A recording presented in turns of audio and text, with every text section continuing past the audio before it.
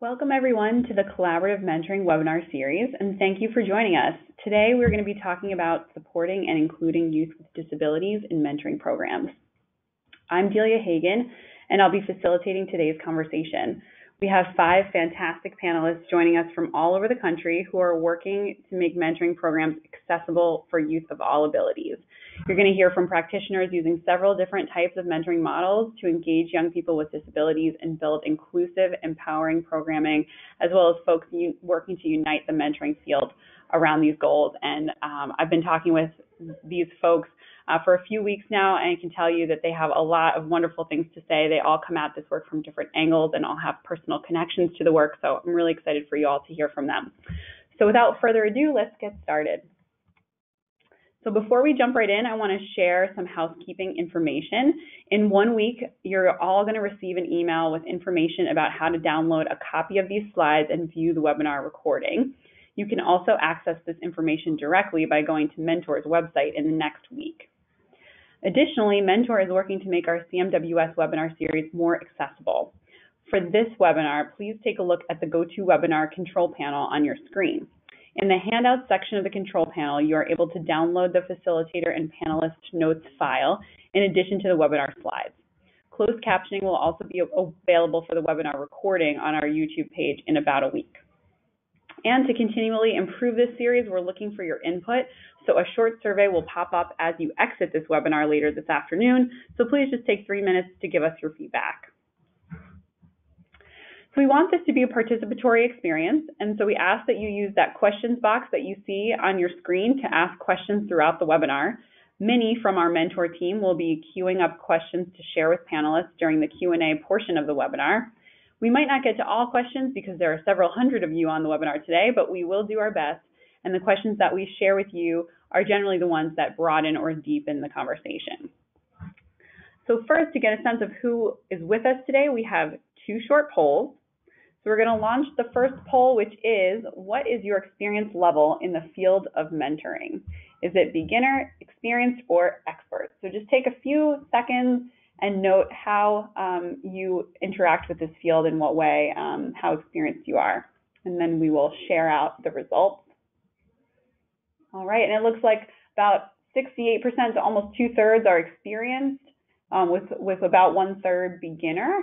And no one who identifies as an expert, which is probably a very humble and appropriate way to think about this work. So appreciate everybody's honesty and engagement. We're going to launch a second poll now, which is, what is your role in the mentoring field? Are you a practitioner, a researcher, a technical assistance provider, or a coach, or an expert, funder, or other? And if you are other, it would be lovely if you could share in the questions tab what exactly your connection is to the mentoring field. So take us another second and we will share out the results.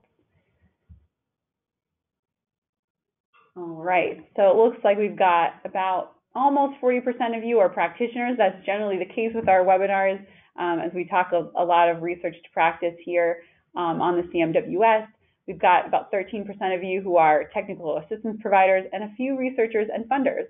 A number of you noted others, so in the questions tab, we'll see some of your responses, and we can read some of those out. Looks like folks providing direct service, community educators. We have some court-appointed special advocates on the line. Welcome, everyone. Mental health clinicians. So thank you all for chiming in and giving us a sense of what your connection to this important work is. And so now let me just briefly introduce myself before I introduce our panelists. My name is Delia Hagan, and I am the Director of Program and Training Delivery at Mentor, the National Mentoring Partnership. It's my honor to facilitate today's webinar with this incredible group of panelists who I have already learned a lot from during the planning process. I myself am a social worker. I got started in my career at Big Brothers Big Sisters of New York City, where I matched mentors and mentees and supported youth and their families through case management. Then I spent some time doing clinical social work in mental health settings, and then transitioned to Mentor to support our training and education work. I'm really passionate about this topic because I myself am a mentor to a young woman with disabilities for the past 13 years, and she continues to inspire me every day, as does the network of caregivers and friends and family that is built around her. So I'm so excited for you all to meet our panelists next and introduce who you will be hearing from today. So Derek Shields, welcome Derek. Derek is a certified project management professional with 25 years of experience in disability, accessibility, employment, and quality of life programs. He has worked in support of global accommodations programs, wounded warrior transition services, domestic violence programs, vocational and rehabilitation research projects for Social Security beneficiaries and veterans, employer technical assistance and training work, and really focuses on improving quality of life for youth and adults with disabilities in the workplace, community, and home. Since 2014, Derek has served as the director of the National Disability Mentoring Coalition, a national inclusion initiative of partners for youth with disabilities. In this capacity, he is responsible for the planning, development, and programming and overall operations of the coalition. He also provides development support for regional and national mentoring programs and helps young people network from job search to career satisfaction through his Nobody Taught Me How to Network guide and workshops. Derek helps launch ForwardWorks Consulting and provides training and consulting for the Department of Labor's Employee Assistance Resource Network on disability inclusion and retaining employment and talent after injury illness network. And in 2018, Derek joined the Disability In team, who you'll be hearing from later, to provide disability inclusion assistance to national employers and created the Disability In Global Directory. Welcome, Derek, and thank you for being on with us today. Next, we have Kristin Humphrey. She is the mentoring director who oversees the Mentor Match program at Partners for Youth with Disabilities. A strong advocate for mentoring, she has been involved with mentoring for over 15 years, beginning with her role as a volunteer mentor. She has worked with youth with disabilities for the past 12 years and has co-authored the manuscript Expanding Horizons, a pilot mentoring program linking college, graduate students, and teens with ASD, which was published in the Journal of Clinical Pediatrics in 2015. She has presented regionally and nationally on the topics of mentoring and inclusion. Kristin graduated from Connecticut College with a BA in psychology, and she holds a graduate certificate in human service management and a master in public administration from Clark University. Welcome, Kristin, and thank you for being on with us today. Next, we have Beth O'Connor. Beth O'Connor is the director of programs at Big Brothers Big Sisters of Metropolitan Detroit, and she's been there for the past 15 years. Beth has worked in nonprofits for 30 years in the program and consulting area, having done all aspects of programming in addition to grants management and development and HR, and she passionately believes in relationships. So welcome, Beth, and thanks for joining us. Next, we have Wanda and Bethany from Disability In Uinta County, Wyoming. Wanda Rogers is the executive director of Disability In Uinta County, and as such, she drives the mission of disability inclusion forward by working with partners as well as providing guidance on state and local levels. Under her direction, Disability In Uinta County was recognized nationally as the Disability In 2015 Affiliate of the Year. Wanda was instrumental in establishing the youth initiative Next Gen Mentoring. Through the program, youth with disabilities spend time with employees, job shadow, explore a variety of careers, and engage in summer employment. And you'll be hearing more about that later. Wanda has worked in the field of disability and diversity spanning more than 30 years as a result of having a child with Down syndrome herself. She has devoted herself to advocating for people with disabilities, providing education and training to advance disability inclusion. And through Disability In Uinta County, Wanda has partnered with employers in building a diverse workforce. And finally, we have Bethany Scheidler, also from Disability In. And Bethany is the program coordinator for the Next Gen Mentoring Program, one-on-one program, and she has been working at Disability In Uinta County since January 2018. Bethany has been involved in working with youth for several years. In July of 2005, Bethany moved to Cape Verde, Africa for 18 months. And in 2016, Bethany and her husband Daniel adopted teenage siblings Donald and Brittany. Family is a really important part of Bethany's life, and she loves to travel with her family at every opportunity. Bethany also enjoys working with youth, matching them with mentors, and helping both mentor and mentee to become their best selves. So as you can see, we have a ton of experience and insight on today's panel. Each of these panelists could talk all day about their experiences building inclusive programming for youth with disabilities. But since we only have a limited time today, we've decided to focus our conversation on these three key questions. What do mentoring practitioners need to know about young people with disabilities? What experiences do young people with disabilities have in mentoring programs? and how can mentoring programs be more inclusive of young people with disabilities? So let's dive into the conversation, starting first with Derek Shields. Take it away, Derek.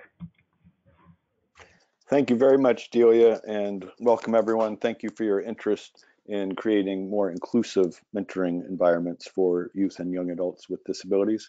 And thanks for those gracious introductions, Delia. So I serve as the director of the National Disability Mentoring Coalition. We raise awareness about the importance and impact of mentoring in the lives of people with disabilities, specifically youth and young adults with disabilities. And we're really focused to increase the number and quality of inclusive programs and services in the country. This July will mark the 30th anniversary of the Americans with Disabilities Act. And for 30 years, it's been a civil right for youth and young adults to access all services. And yet we know denial of service or lack of full accessibility still exists. So we created this mentoring coalition about 6 years ago to work collaboratively across the country to really change that reality. Next slide. So, what do we do? The first thing we did was bring together interested professionals doing this work, like the other panelists today, who you'll hear some from very soon, to support them in this work. Disability inclusion work in general is the last work that is done in our country when we look at diverse segments. And so when we look at youth and young adults that were in this space, we wanted to provide more support and scaffolding to encourage them to keep going, because the impact that we could have at a young age for a child with a disability will impact their successful transition to employment and independence. So we focus on awareness, we build connections, we provide resources, and we partner closely in doing this inclusion work with Mentor, the National Mentoring Partnership, and have been doing so through their programming in different cross-functional areas for several years now. And we started by recognizing individuals through our Susan Daniels Disability Mentoring Hall of Fame, and we will induct the class of 2019 on International Mentoring Day, January 17th, just next month. And we do this to ensure that individuals that are in the trenches day to day, making sure youth and young adults with disabilities are not forgotten, are recognized by those very individuals. It's a public nomination platform. So that's the work we do. Let's go to the next slide. Our core partners, I mentioned our Mentor. Delia said that we are housed at Partners for Youth with Disabilities in Boston, and you'll hear from Kristin Humphrey of PYD next. We're also supported by PolicyWorks and the Mitsubishi Electric America Foundation, and we appreciate their support. Next slide. On this slide, we have about 30 logos, and really the point of bringing up all of our network members. You can go to disabilitymentors.org, our website, and look at our network tab to find information on all of the organizations that we partner with to make up the coalition. But really what I wanted to drive home is that there's 5 different sectors doing work for youth and young adults, and there are a myriad of models and approaches that drive accessible services and inclusive policies. And that's really where change occurs, when we look at the policies of our programming and they say, well, we won't do this unless it's accessible, and we won't do this work unless it includes all. So all means all, and that includes 6.7 million students across the country that are identified as students with disabilities. 34% have learning disabilities, 20% have speech impairments, 9% identify as autistic. This group, it's around 12 to 16% of the population, actually grows to 26% of our population by the time they reach adults. So yes, we're talking about over a quarter of America has a disability, and yet our mentoring programs aren't serving those to help them find full community inclusion and success. And when we think about this network, it becomes not about those kids, but it's our kids, it's our communities, and that this work shouldn't be about them, it's about all of us. And so we appreciate the work our network members do and hope that you find ways to partner with them. Next slide. Really at the end, this is my summary piece, and then we'll turn it over to the other panelists. These are the high points, like, what do you need to know? Well, 1 in 3 youth grow up without a mentor. This is a bullet point straight from David Shapiro's textbook. And if you think about the negative impact that is for the youth with disability who already experiences bullying at the highest rate in schools than any other youth, then we know we're destined for a pipeline that isn't inclusive participation in society. And we know through our access work, students with disabilities are 50% more likely to be absent from school, and therefore absent from the opportunities that graduation affords those other students. And then when we get to the workplace, that 26% of adults with disabilities, there are low employment expectations. So we don't have role models in media with disabilities, and we don't have role models in leadership positions with disabilities. And so youth and young adults with disabilities themselves have low employment expectations. And those that do graduate from school, half of them never work. So we believe that getting to the workplace can change through mentoring relationships. And with that, I'll turn it back to Delia and look forward to you hearing directly from some of these program practitioners that are just rock stars in disability mentoring programs. Delia? Thank you so much, Derek. Now I'd like to ask Kristin Humphreys from Partners for Youth with Disabilities to talk with us about her work and best practices for inclusive programming. Thanks, Kristin. Great. Thank you, Delia. And Partners for Youth with Disabilities philosophy is to illuminate the innate power of youth with disabilities. So we use various programs to do this with mentoring at the core. We have 4 direct service programs and trainings on inclusion. And we realize that people with disabilities face many barriers, including stigma, fear, and isolation. And so our goal is to build a bridge for a more inclusive world, which we know benefits all. Next slide, please. Our mission at Partners for Youth with Disabilities is to empower youth with disabilities to reach their full potential through transformative mentoring, youth development opportunities, and inclusion expertise. We motivate youth to reach their personal, educational, and career goals and guide organizations to become more inclusive. Next slide. We recognize that not all disabilities look like this on the left. Some look like this. And in terms of our population served, PYD programs are open to youth with all and any disability as defined by the Americans with Disabilities Act.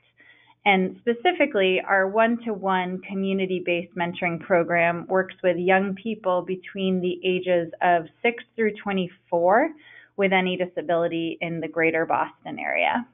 Next slide. This is a snapshot of our intake form, and so it shows, although we're open to all disabilities, we have seen a trend that many of our intakes at present are coming from youth with developmental disabilities or mental health conditions. However, this could vary anytime. Next slide. And Partners for Youth with Disabilities was created in 1985, even before the Americans with Disabilities Act. And it began when Regina Snowden, our founder and executive director, was working in a mentoring program and getting a lot of referrals from youth with disabilities who were getting turned away from mentoring programs.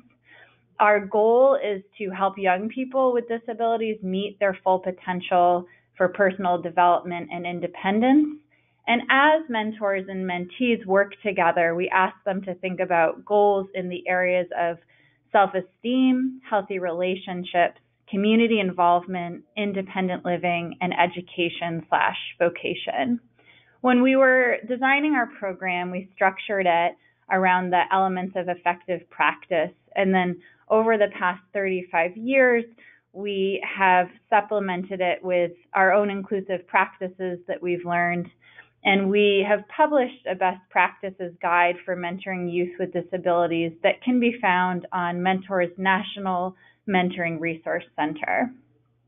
Our model's been replicated in numerous states, and we are currently working on a grant from the Office of Juvenile Justice and Delinquency Prevention, through which we are collaborating with for other states to improve opportunities for youth with disabilities who are either involved in the court system or at risk. So we're lucky that some of our collaborators are on this webinar as well. And I won't go into the specific structure of our one-to-one mentoring program because Disability In has replicated our model as part of this collaboration. So I will let Wanda and Bethany go into the details of our model when they share their program. Next slide. POD outcomes show that youth are excited for school, know more about their career options, find their voice, and gain a supportive community. Next slide. Other specific mentoring benefits include that 79% of participants have a more positive view of themselves. Participants were 14% more likely to graduate high school than their peers. Participants were 15% more likely to attend a post-secondary school or class than their peers. Participants were 27% more likely to be employed in 2019 than their peers, and 62% of participants expressed that POD helps them feel more confident in their abilities in the workplace. Next slide. So then getting into some best practices, and the following practices can help recruit new youth and also engage and serve youth with disabilities who are already in your program. And I do want to preface this slide by saying, even though I've listed marketing first, you'll really want to start with the programmatic elements first to make sure that you have solid, inclusive programming in place before getting into the recruiting.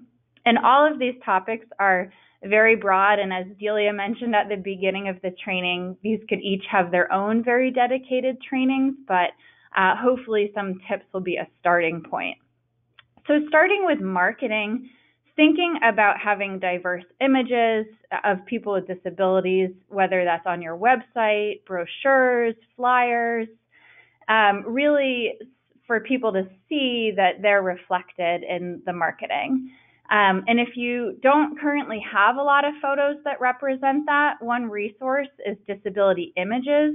Mark Hunt is a photographer who specifically focuses his photography around representing people with disabilities. Another helpful strategy is to develop an inclusion statement at your organization. And this is a statement that sets a clear tone for inclusion internally. It also sends a strong message to the community about your organization's values. And this can be really reassuring to potential participants who might be concerned about whether they'll be included in a meaningful way. Also ensuring that all of your materials can be easily converted into formats that are accessible. So thinking about having Braille copies, having large print, having audio formats. And then in terms of your website, one recommended resource is Web Content Accessibility Guidelines. Through this site, you can type in your website and assess how accessible it is. And that can be a way to benchmark where you're at and see what might need to be improved. In terms of recruitment for mentors, thinking about partnering with disability-related organizations for recruitment. So you could think about state commissions for disability, or you could think about college departments related to disability or clubs. Then thinking about accessible intake. It's really important to ask for reasonable accommodations in the intake, and once you know that, that can inform your interview process and next steps. In our particular program, because we ask disability-related questions, we also will ask if a mentee identifies as having a disability, because they might have one but not personally identify, and knowing this can help inform how you ask the follow-up mentee interview questions.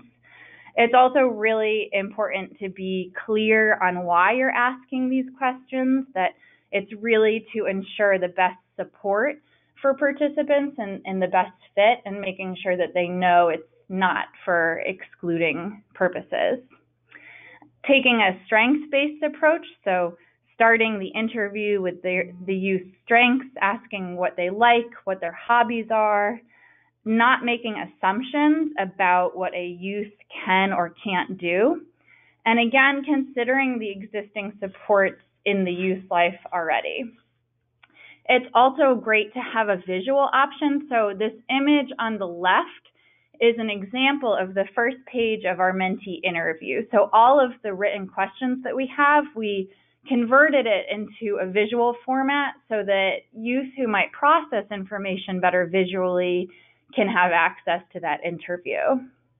In terms of training, in addition to the general mentoring best practices that are important to include, other considerations would be tips around inclusive communication, disability etiquette, and disclosure.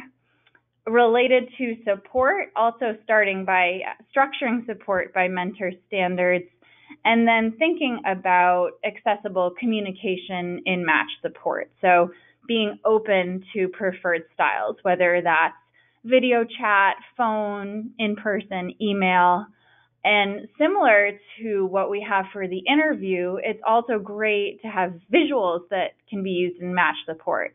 So an example of that might be a visual for schedules for a mentor and mentee, visuals of activities that they do, visual communication guides for them.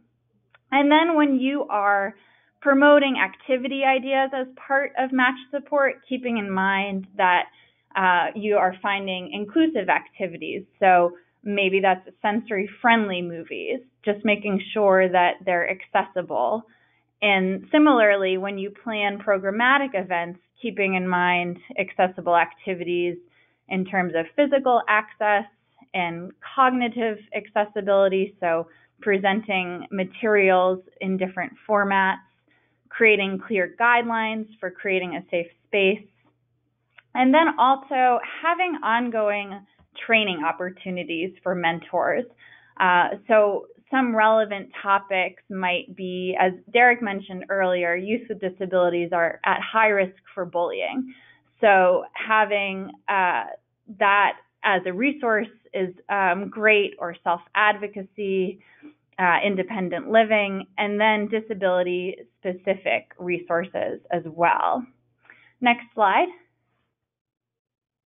And then I know that it's a huge topic, so I did want to share there's a free resource that we have on our Learn website where you can take an inclusion assessment, and that can help you break down the broad topic into smaller goals for focus.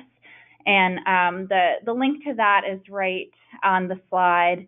And again, just to wrap up, that these practices really benefit all youth, and statistically speaking, it's almost guaranteed that youth with disabilities are already in your program, whether or not they've disclosed it. So thank you. Thank you so much, Kristin. So much to unpack in your slides, and I know you went through a lot of information in a short period of time, so we thank you for all those great recommendations. Now I'd like to invite Wanda and Bethany to share some recommendations and insights based on their work at Disability in Uinta County in Wyoming and the experiences of youth in their program. So take it away, Wanda and Bethany. Thank you. I'd like to first kind of talk about our organization, then I'll mostly be talking about what young people with disabilities, how to interact with them and how to work with them. But first of all, Disability in Uinta County was established in 1998 by a group of service providers whose desires were to engage the active participation of employers and gain their insight into the employment of people with disabilities. We are part of a nationwide organization called Disability In, and we are one of 31 affiliates nationwide. Our main goal is to work with employers on diversifying their workforce to include people with disabilities. After a couple of years, we visited with our employers and gained their feedback on employment and people with disabilities. And one thing they encouraged us to do was to start working with youth with disabilities and providing them work experiences, because as Derek mentioned, there's a low employment expectation for youth with disabilities, and one half of youth with disabilities never work, which is really a sad statistic there. But so we established our Next Gen Employment Mentoring Program in 2001. In 2016, we partnered with Partners for Youth with Disabilities from Boston, and we developed our one-on-one mentoring program. Next slide. One thing, as you can see, we engage our employers. That the active participation of employers is a big part of our program, where they provide these career exploration, education, internship opportunities, and of course, youth with disabilities gain the career guidance, the social engagement, and the work experience. And I just want to emphasize the importance of treating youth with disabilities as you would any other youth of that age. You know, sometimes I, even as a parent of a child with a disability, have to step back and say, what are my expectations of youth with disabilities? Are they high or low? How do I talk with them or interact with them?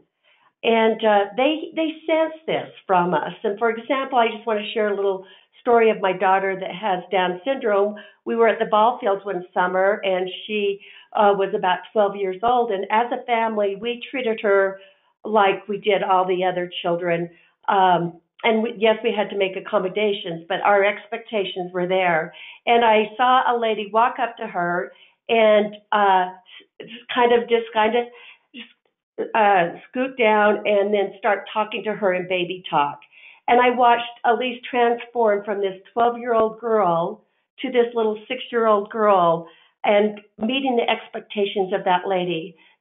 So it's important that we have high expectations, and know how to balance those expectations. So by engaging youth with disabilities in our mentoring programs, they can succeed and find social activities, which a lot of them lack, and build a network and become motivated to work and contribute to society. As humans, we really like to belong to something and contribute to a worthy cause, and it is no different for people with disabilities. It's okay to have high expectations for youth with disabilities and let them fail at things so they can, too, taste the sweetness of success. Next slide. As youth with disabilities participate in our program, they experience individual planning, employer mentoring, mock interviews, work site visits, and engage in work experiences. They gain social skills, the value of work, and the importance of developing a strong work ethic. And I want to emphasize again what Derek said about half of these youth don't have the opportunity to work. And it's important that with our mentoring program, where it's based around the employment piece that I coordinate, that we engage these youth with employers within our community. Next slide. Youth with disabilities who participate in our employment program for 4 years can experience 4 summer employment opportunities, 32 mock interviews, networking with peers and employers, increased confidence in seeking employment, exploring careers and identifying strengths and weaknesses. By being inclusive of youth with disabilities in our mentoring programs, we open doors for them to have a life out of the social service system, living in poverty to a life of contributing to society, engaging with peers, and increase self-confidence. Next slide. This is where I'm going to turn this over to Bethany. As I mentioned at the first, we have an employment mentoring program, which I coordinate, and Bethany does our one-on-one mentoring program. So Bethany, I'll turn the time over to you now. Okay, thanks, Wanda. So our one-on-one long-term mentoring is based off of the model, as Kristin said, off of their PYD model. And so it's a year-long program, though most of our matches go longer than a year. We have encouraged them to have weekly contact with each other and then engaged in 4 to 6 hours of activities per month. And then we also help them acquire goal setting techniques. And I think this part of our program is very important, is helping them set those goals and helping them learn how to set goals. And then acquire self-improvement techniques. We also provide ongoing support and training from our staff for our mentors so that they can feel like they are supported, and if they run into any problems, they can turn to us and we can help them. And then the other thing is it's free to everybody who's involved. Next slide, please. As I mentioned, we have the youth set goals, and we have 5 areas in which they set goals. So self-esteem, independent living, education, employment, community involvement, and healthy relationships. These are areas that we feel with youth with disabilities really need some extra help with, and where a mentor can really help them develop these skills to help them live an independent life as they can. We encourage that the mentors talk with the mentees about what goals they want to work on. The youth choose their goal, and then every week I send out an email with a different tip for the mentor to help the mentee work on their goal. And this is just something that I decided I needed to do. And I think it has really made a difference with our mentors on how they interact with their mentees and help them set those goals. One thing that I found also with this, as I meet with my mentors and my mentees, is giving them a goal setting worksheet so that the mentee can really put down step by step their goal and how they're going to reach that goal. Next slide, please. One thing I really want to talk about is what experiences a mentor and mentees have within a one-on-one mentoring program. So every month we have activities that our program comes up with, and we base these off of our 5 areas that we work on. We try to every other month to do some sort of community involvement service project. That way the youth can be involved in their community, they can learn how important it is to serve somebody else outside of themselves. And the other thing that we have started to do is we do a theme for the year. So every year we come up with a theme, and this year's theme, it's our first year doing this, and our theme for this year is staying true to yourself. And so all of our monthly activities are centered around this staying true to yourself. And that was a really fun activity that we did introducing that. We did a orienteering course where they had to use a compass, and we talked about the importance of the compass and how it stays true to north. And we talked about how we as individuals need to stay true to ourselves and staying true to course. And so that was a really great activity.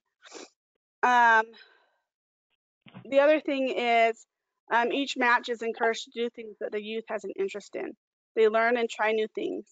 Building a strong relationship is very important for them to have a successful experience. Getting the youth out of their comfort zone can be a struggle, but once they do, it's amazing how they grow and blossom. Learning skills such as cooking, crafts, interviewing for jobs, and overcoming fears are a few of the examples of the things that our matches have worked on. And so we just try to encourage them to explore all options with a mentor, and it really does make a difference in the youth with disabilities. Next slide, please. As has been mentioned before, the impact of one-on-one mentoring is huge. We build relationships to help improve social or school attendance, academic achievement, promote better decision-making, skills to improve relationships, and improve self-esteem. In the 2 years that I've been involved in our mentoring program, I have seen the impact mentoring has on youth with disabilities. Sometimes my mentors get discouraged because they don't see the impact they are having on a youth. And it's important to remind them when they do get this discouragement that sometimes they won't see that impact right away. It may be a few years down the road. And so it's important to keep that in mind as you are helping mentors mentor youth with disabilities. And that's what we have. I'll turn it back to you, Delia. Thank you so much, Wanda and Bethany. So helpful to hear about how you provide programming and all the different activities that you all do with your mentees. Great picture that you painted for us. So finally, I'd like to invite Beth from Big Brothers Big Sisters of Metropolitan Detroit to share her insights on this topic. So take it away, Beth. Yes, thank you so much for having me. I would like just to first to make a comment that everything that the other presenters have said and have pointed out are definitely true, and things that we have also implemented as best practices into our program as well. It's all excellent information for sure. While Big Brothers Big Sisters is actually, as a national organization, is over 100 years old, and we first actually started in the juvenile justice arena through the court system, and kind of has, we've evolved over time. And we have been an affiliate in the Metro Detroit area for about 45 years doing this work. And as one of the other presenters had mentioned, that, we have been serving youth with disabilities all along. We just have never really focused on the group intentionally in any way. So that is something that we have been able to do as a grantee with Partners for Youth with Disabilities, which has been great. So sometimes, we go into these things thinking, oh, great, we want to serve kids. That's what we want to do. And sometimes we go into this okay, we're already serving this youth. This will be a great fit. But we also learn so much by doing so. And then, as also stated, that we do use everything that we have learned with all of our other youth and matches that we have in our programs for sure. We are a one-to-one mentoring program. We do not do group mentoring. We do have the expectation that a mentor and a mentee gets together at least 2 times a month, but oftentimes they're getting together more often, or they are spending a lot of time together when they are together those 2 times during that month. We serve generally between 850 and 900 youth every year, and we do focus rather heavily on child safety, of course, and healthy relationships. Our average match length actually is about 2 years. So even after, we're finished with this grant, of course, we will continue to serve those youth as we do for the life of the match. And then we can also continue them in our program after that if the youth decide to do that. One of the things that does set us apart from a lot of other mentoring organizations is that match support piece that Kristin had mentioned earlier. Match support is critical for us to help ensure that the relationships are positive and healthy and that the kids are safe. So we contact our matches at least once a month during that first year, and we contact the parent, the youth as well, and the volunteer, just to make sure that everything seems to be going okay. And of course, at that time, if there are things that are coming up in the match, we can help them navigate whatever challenges that they are having. We also have a very structured and organized manner in which we do recruit and enroll all of our match participants. Many of our youth are actually coming through our website for our community-based program. We have a general community-based program that meets out in the general community, and we also have site programs that for right now are mostly in our schools during the lunch hour, and we work with corporate partners. So for our community-based, we do get a lot of youth through our website, word of mouth, that kind of thing. For our school sites, of course, it's generally through the schools. We do have an area on our application for those who are inquiring about whether or not they have a child that has disabilities, if that's how they identify it, to really help us make sure that we are focused and we are able to get those youth enrolled quite quickly. We do have intense conversations with our families and the youth as well, and we do ask them what they are looking for in a mentor, what some of the challenges are. We get a whole bunch of information, including their interests and hobbies, because I think, as Kristin mentioned, we do match based on things that people enjoy, as well as like some other things like location and some other preferences. We do match based on preferences because we have found if we are trying to match a volunteer with a youth and the parent, if there's something like religious orientation or something that the family does not like, going ahead and trying to match them anyway does not do any service to the youth. And we also ask our volunteers how they feel about mentoring youth that may have all different types of backgrounds. And then if they're not comfortable, we explore that with them, but we also don't try to force them in a relationship that's not going to make sense with them. So we do have, again, like a very structured, very organized enrollment process. Our volunteers generally come in through our system as well, and we can recruit in different areas because we do cover a lot of grounds. We cover 3 counties. So if we have to go out and recruit, we will do that. But right now, for our capacity that we have volunteers that are just coming. And surprisingly, over the last couple of years, we've actually had men more often coming and applying, which has been great because we've had to often recruit men. So we do an orientation, an interview process, we do references, background checks, all that with our volunteers. And we do present all of our youth to our mentors.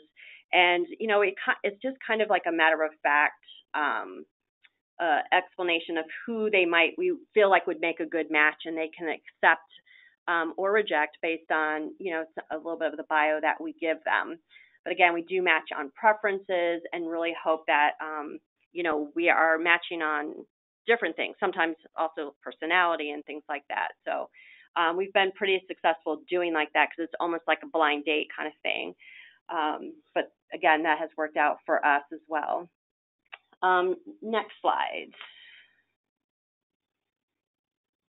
Okay, so one of the things that we have really been looking at, especially since working with youth with disabilities, is how we do volunteer training and engagement. We have noticed that a lot of our volunteers do not like to go to webinars and things that they actually have to sit through at a given time. So what we have done is try to create creative ways of trying to engage them. And one of the things that has been super successful for us has been this thing that we're calling Bigs and Brews. And Bigs and Brews is actually a training, but it's portrayed more as a social event where we invite volunteers to come to a happy hour where we provide appetizers and things like that. They can buy their own alcohol or refreshments as they see fit.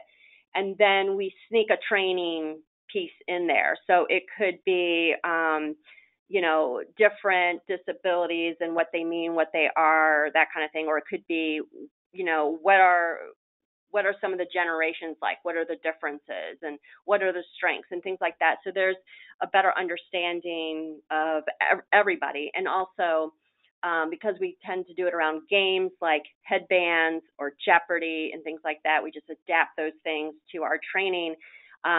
We've actually gotten a much better response from people actually attending, which has been great. So we are going to continue with those as well. We've also focused on TED Talks because, again, they can do them on their own time.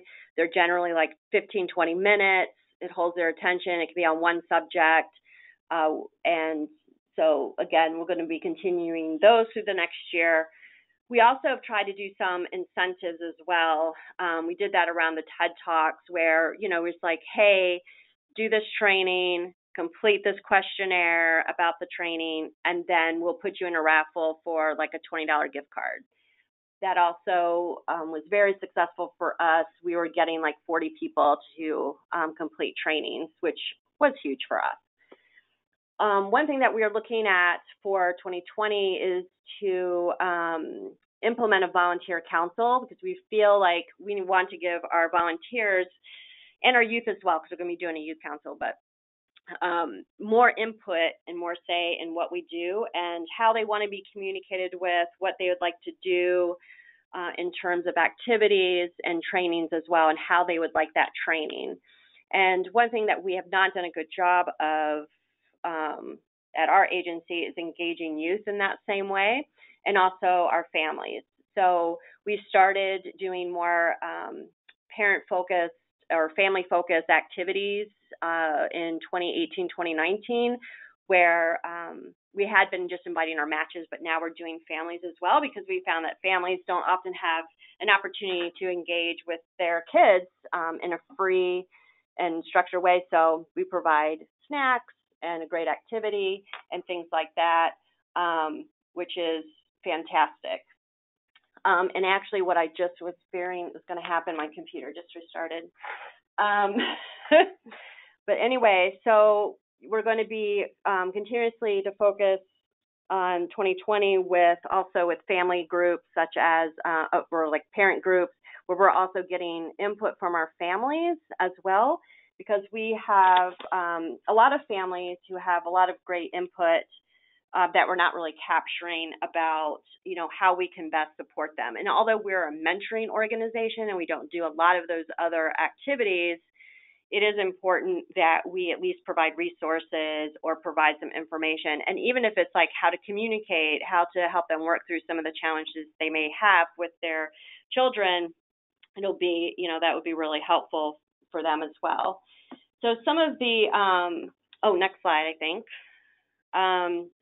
Some of our challenges that we had working with some of these, with some of our youth in our program has really been around, I think, really kind of engagement. We have been able to match all the kids that we've been having, that we wanted to match. That has not been a challenge for us, but sometimes it's a little bit around keeping them matched.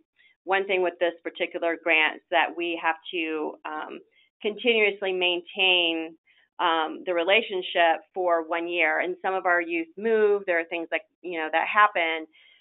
So we're actually going to take a stronger look at, why those matches are closing, and whether or not there's something that we could actively do through match support and other things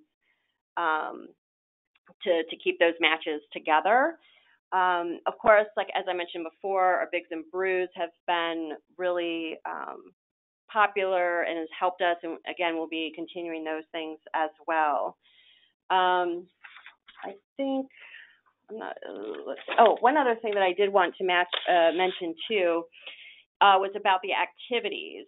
I think we are trying to look at how we do activities and what activities we actually offer, both in-house and out in the community. So we do get tickets to games like, the Red Wings, Pistons, and those kinds of things, but we're also trying to offer activities that also revolve around education and learning, and also maybe some self-exploration.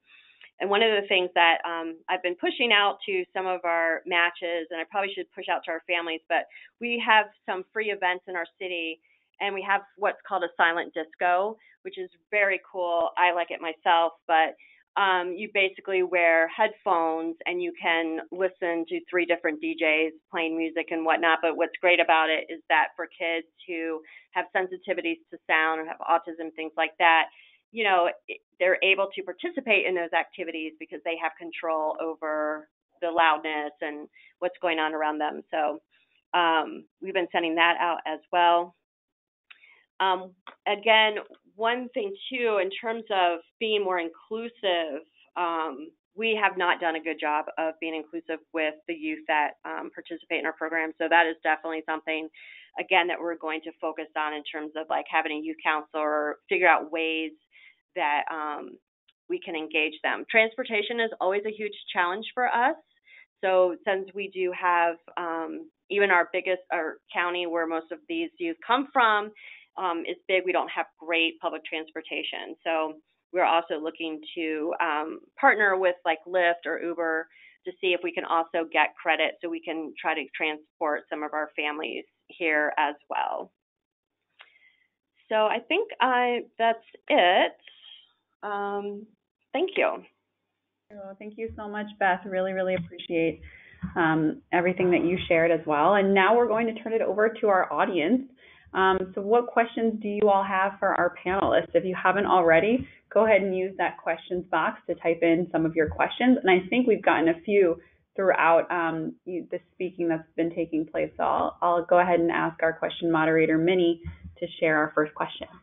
Yeah, thanks, Delia. So we have a question, I believe, from a mentor who wants to learn more about mentoring youth specifically who might be hard of hearing.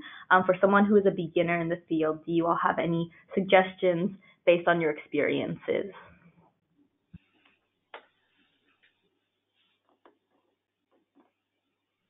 This is Derek. I'll go ahead and start, and somebody else can certainly chime in.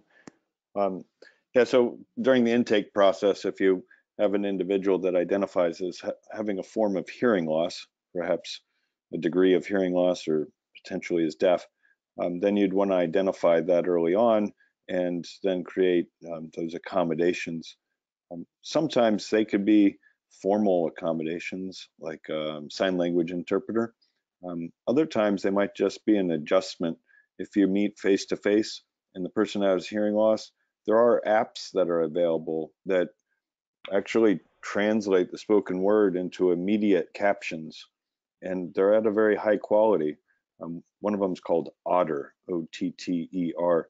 And now there's tools like Microsoft PowerPoint has embedded captioning in presentation mode. So I highly recommend looking at some of those tools that are available at the market at no cost. Other times, if it's a distance-based engagement, then you could just ask that individual, well, what's your preferred meeting? I talk with people with speech communication issues using Skype because we can talk and use chat at the same time. So you could actually do that when you're together face to face, and that secondary tool would increase communication. So all in there with the simple thought, the best thing is to ask the individual in all forms of accommodation, and that individual will likely give you a recommendation that will work for them. Great, thank you so much, Derek. So we have another question in terms of surrounding kind of mentor training.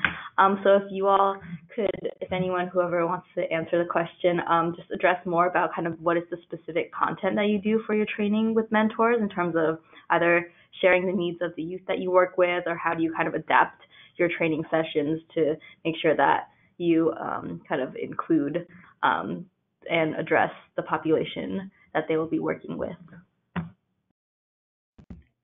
I can start with that one. Oh. Go ahead, is that Kristin?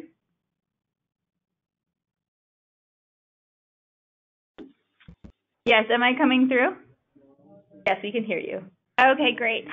So with our training, we take more of a general approach with disability etiquette and inclusive communication tips. But then we also have some trainings on hand for specific disabilities. So because we work with all and any disability, that's such a broad topic. But if a mentor, for example, was matched with a youth who has epilepsy and wanted to learn more about that, we could get them fact sheets to provide that training afterwards. And then, as Derek said, too, the specific tips from the youth that come from the interview about how to best work with them. So I'd say kind of having a general approach, but then resources for more specific disabilities can be helpful. And this is Wanda. One thing I want to add to that is the importance of communicating with parents that are involved with their children, because they're the expert of that child with disabilities. They know what works, what doesn't work. So, excuse me, using them as a resource and talking to them about their child is very beneficial.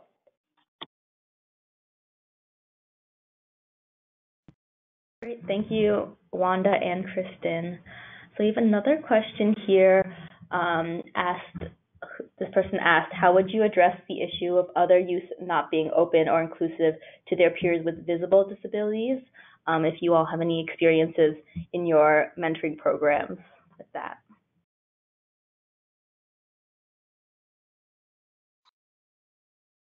This is Derek. I'll start, and hopefully we'll have some other people add to what I say. But this is a great challenge in society, so it might be even more so with youth. So I think the first thing is to talk about and educate all participants in any program about diversity and inclusion. And you could do that through a discussion around what is it and what isn't it, and what is ableism. So the reason why people are left out is because those without disabilities have created barriers in society. And that's why youth and young adults with disabilities aren't included. A tactic one of my mentors uses in talking about diversity and inclusion is to take a diverse room of people and bring up something that's timely. And I like the one around Thanksgiving time. So he'll separate the people in the room to people that like white meat and people that like dark meat. And then the room divides and they all talk about it. And then a little bit later, they realize that they're in two very diverse populations, but they have something else in common. So diversity of experiences is more important than how youth are identifying diversity and inclusion. So coming up with some type of training around ableism and identifying it and talking through that is what all youth need. That's my recommendation on that one. Yes, this is Beth with Big Brothers Big Sisters. That is like something that we do a little informally in our site programs because yes, bullying is a huge, of course, issue in a lot of our schools, in and out of schools, of course. And so we've really, used our curriculum in our schools to kind of try to address that. We are definitely looking at a lot of diversity, equity, and inclusion training this year, not only for our staff and volunteers, but our families as well, because I do agree that that's a huge challenge. I don't really, in our community-based program, we don't have a lot of matches getting together that often, but as we're starting to do more things together and in that way, I think this is a great question because I feel like that's going to come up more. But I do feel like, yes, we need to have more conversations because a lot of times people do make diversity, equity, inclusion about race, and it's about so many other things as well. This is Wanda, and I think a piece to add to that is providing youth with disabilities and youth without disabilities an opportunity to be productive and work together and to do something for the community, whether it's volunteering or what, but to kind of include them together to help them realize and develop those friendships that everybody's unique and everybody has their strengths and weaknesses. Yeah, and this is Bethany, where we do monthly activities that include everybody in our program. One thing that we did is we came up with rules and for an activity and trying to create a safe place for everybody involved. And that is so important, is making that safe place and talking about how we are all different, and that's okay. And, just like everybody else has said, just that open communication and letting people know that we are all different and that we need to learn how to work together. Thank you all so much. This is definitely a really important question and big topic for us to all be thinking about in this work. So I have another question here. This person asks, are youth with disabilities included with any of the decision making as it relates to policy or practices? So I'd love to hear if anyone has any thoughts on youth voice or how they kind of incorporate the youth voice in their programs. This is Wanda. When we connect them with employers in the community, we often have them identify what their skills and interests are, and then we accommodate according to their skills and interests as much as possible. And so we really value their input by just asking them what their interests are, and then get feedback from them what they'd like to see different the next time, and other potential employers that they would like to visit. And this is Bethany. Along with that, I have just created a board with some of my mentors and mentees where they have been helping me plan a fundraising event for February. And then another thing is also every month at our monthly activity, I ask them, what is something that you want to see in our activities? And so getting their opinion and their voice that way. This is Kristin.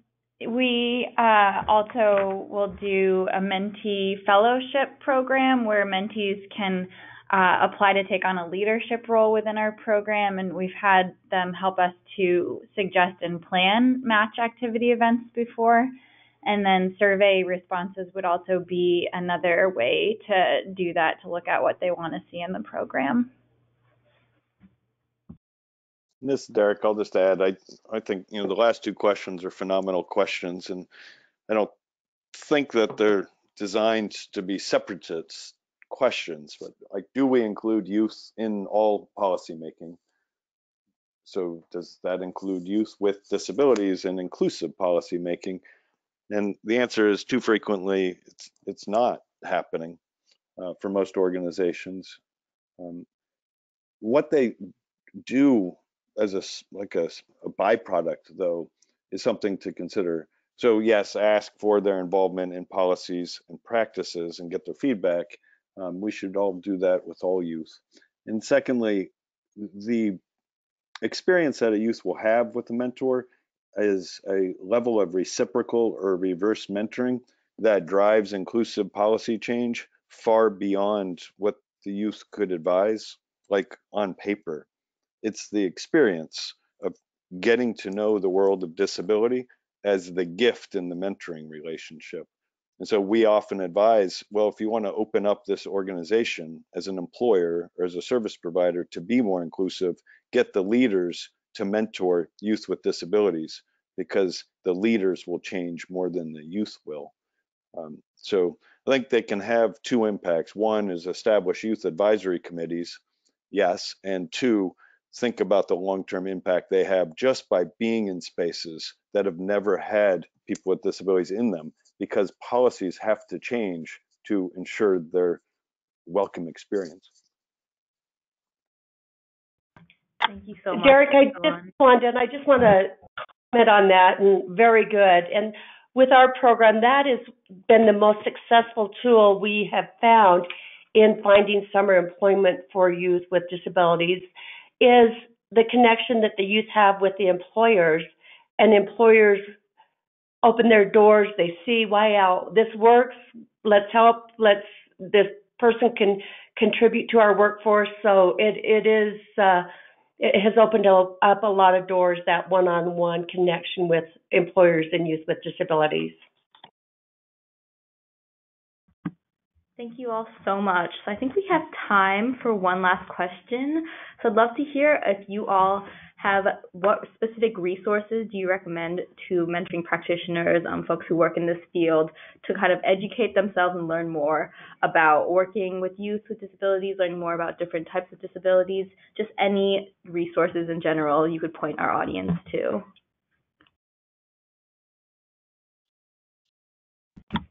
This is Kristin. PUAD has a Learn program where we have a lot of different trainings around inclusion and working with youth with disabilities. So I definitely would recommend that, as well as the best practices guide that is on the National Mentoring Resource Center. This is Derek. I'll just build off of that. The National Disability Coalition is housed at Partners for Youth with Disabilities. Part of the reason we made that decision 2 years ago was because of these leading resources. The Learn platforms has, I think, 19 courses. I've taken 8 of the courses myself and highly recommend them to learn about developing inclusive practices and right through inclusive marketing resources. So I'll just echo what Kristin shared. I'll also suggest that some of the best ways to learn, and I think 2 presenters said this, is if you are a community-based service provider or mentoring organization, disability service providers are in every community in the country, and find a local partner in this work, and they'll be glad to assist you.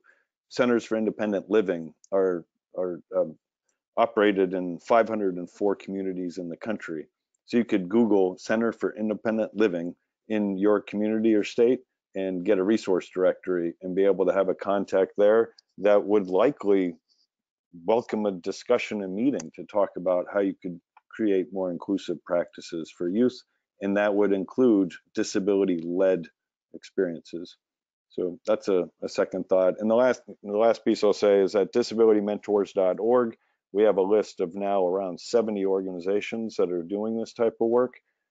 Some of them are with you today on the panel, of course, but there would be some others. So if you're looking at, well, I have a blind youth and I really need an expert in this, then you could reach out to us and we connect you to the American Federation of the Blind. And I spoke with Megan from their team yesterday. She's a blind, rising leader in their organization, working on inclusive mentoring. She would certainly talk to you. So use the network is our recommendation.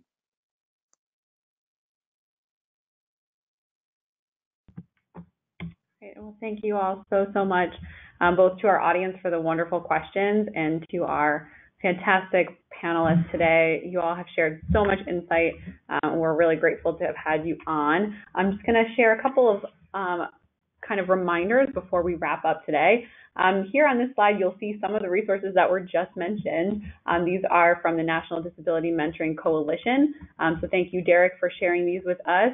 And just wanted to make a note, Derek and Kristin, you both mentioned the PYD Learn platform. Just wanted to see if you had any notes for folks on the call about how they could access those modules if they were interested.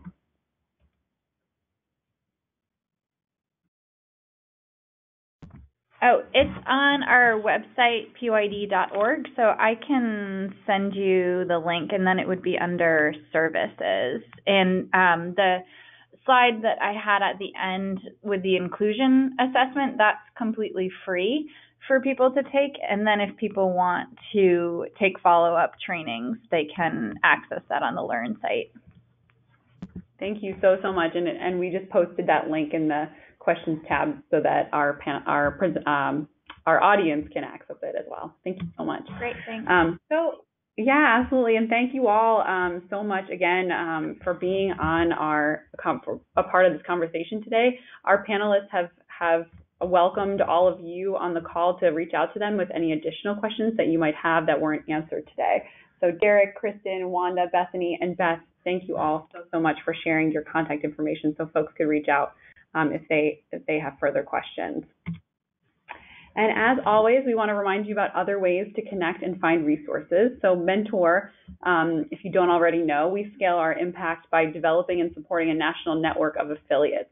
And these affiliates provide the leadership and infrastructure necessary to support the expansion of quality mentoring relationships in local communities and statewide. Mentor affiliates also serve a unique role as a clearinghouse for training resources, public awareness, and advocacy resources. So we encourage you to find out whether you have an affiliate in your region by clicking the link on the slides there. We encourage you to find out, to connect with them and to learn about local resources and training opportunities in your area. And we also encourage you to register your program with the Mentoring Connector if you haven't already. This is a national database of mentoring programs. It uses a zip code searchable database, which allows mentors and mentees from across the country to find your program. And it's connected to LinkedIn, NBA Cares, mentor.gov, and many other avenues of free program promotion. So it's a great way to get the word out about a mentoring program that you are a part of. And finally, we encourage you to check out our OJJDP National Mentoring Resource Center website for no-cost mentoring resources, which will help you apply evidence-based mentoring practices to your program. OJJDP NMRC provides evidence-based reviews on mentoring models and mentoring for special populations, implementation resources, from training manuals to mentor guides, and it's reviewed by a research board. There's also the opportunity to request no-cost training or technical assistance or coaching, so we hope you'll take advantage of that too. And finally, as a reminder, 1 week after the webinar, all attendees will receive an email with a link to the CMWS webpage where we will post the recording, slides, and additional resources. And please don't forget that we want your feedback to continue to improve our webinars, so we hope that you'll answer our short survey after the webinar ends to help us make this series even better. So again, please visit our CMWS page on the mentoring website, on the Mentor website, for an archive of all past webinars and information about upcoming webinars. And I want to do a little plug for our next webinar, which is coming up on January 16th, and the topic will be workplace mentoring. So thank you everybody for joining us today. Thank you Bethany, Beth, Wanda, Kristin, and Derek, and I hope everyone has a very happy holiday season. Great, thank you.